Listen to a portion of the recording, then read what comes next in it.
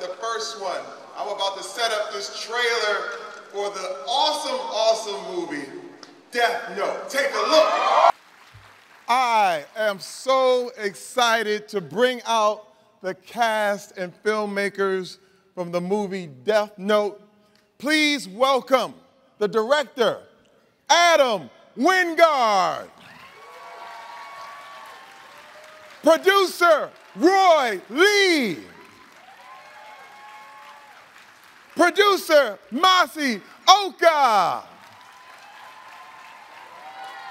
Yeah, that's still here. That's still here.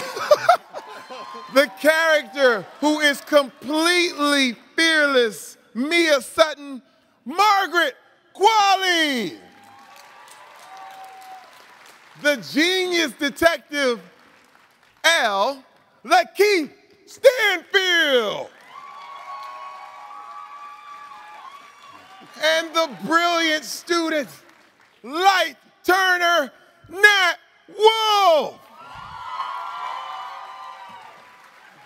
It was an opportunity to take, something that had just a great premise and to breathe new life into it. And, it's a cool idea, in terms of, what happens when you give something so outlandish like, the power to be able to kill anybody just by writing their name, and to find all the irresponsible ways that you can do that. And, and there's a lot of really cool themes that, you can embed within that about good and evil. I made my own Death Note, and I thought, there's no way I'm going to be able to think of any names because, Light must be such a evil sociopath.